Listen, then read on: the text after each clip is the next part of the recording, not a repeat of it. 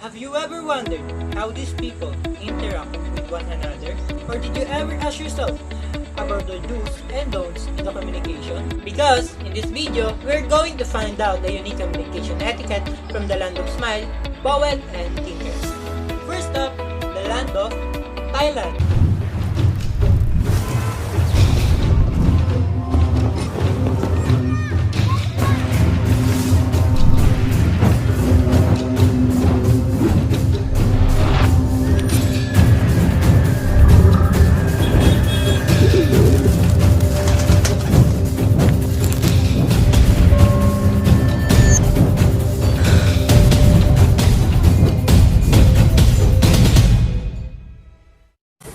Did you know that Thailand is not only famous for its stunning islands, temples, cuisine, or martial arts, but also for its citizens who constantly wear their beautiful smiles?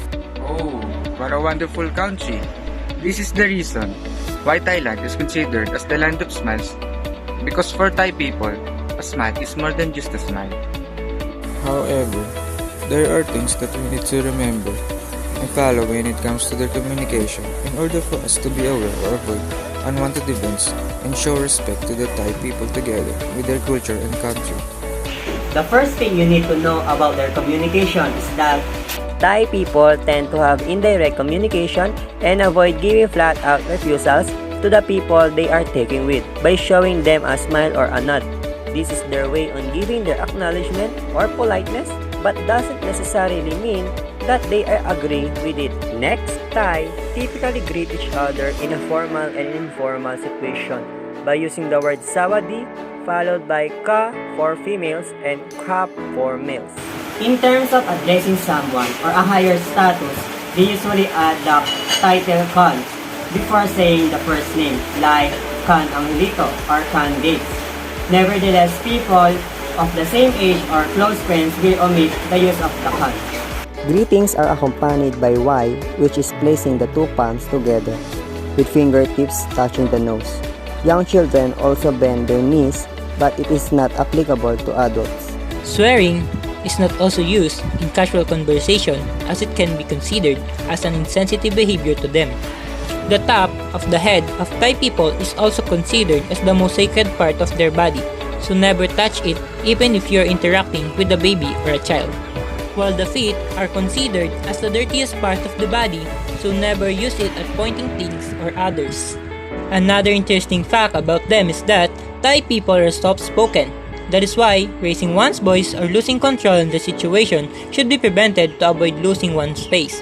In spite of that, their capital Bangkok is known for having people who speak louder and faster. For the people who want to visit Thailand, you must also know that the Thai people always value social hierarchy, which means that you have to respect elders as much as possible.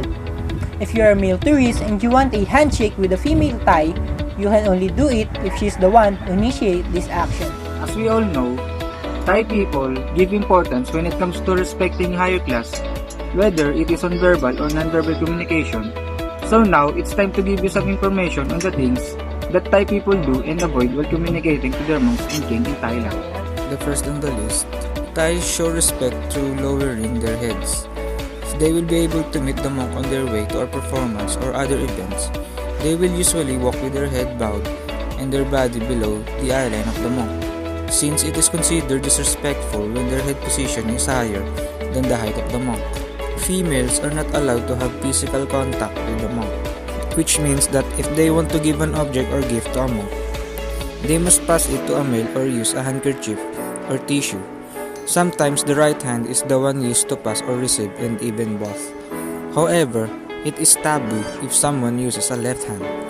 Defaming, insulting, or even pointing a single finger to an image of a king is prohibited, and if someone attempted to do that, he or she might face legal consequences in Thailand. And that is how distinct the culture and communication of Thailand compared to other Southeast Asian countries. Let's move on now on our next stop, that is known as Das Land der Dichter and Denker, or the land of poets and thinkers, none other than Germany.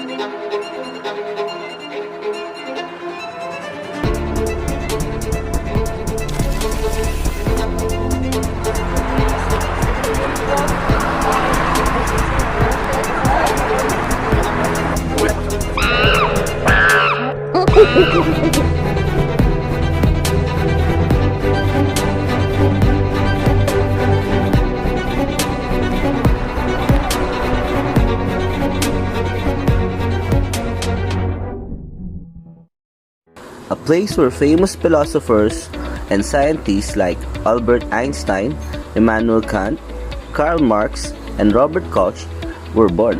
Aside from their popular beers, bread, places, and destination, Germany is also known for their unique communication etiquettes, where in this video, we are going to give you the information you needed to know. First, German communication styles are typically direct, so expect them to talk in a clear, honest, or straight to the point way, because they are not that kind of people who love to initiate long conversations. That's why they may appear unfriendly or blunt, but not until you meet them.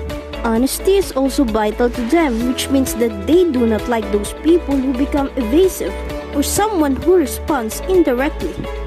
Since we already know that Germans are direct communicators, then it is expected that they give importance to direct contact, especially when talking about serious matters, as it conveys sincerity and honesty.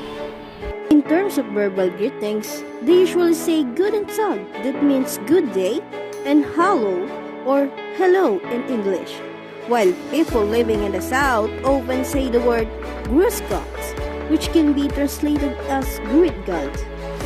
In formal situation, one should address the other person with the title and last name, her for men and Frau for women, like her Dayrit and Frau Manipon, since it symbolizes politeness.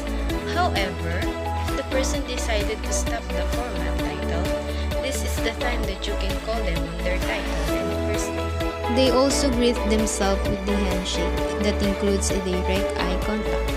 Men usually greet women first and wait them to extend their hands.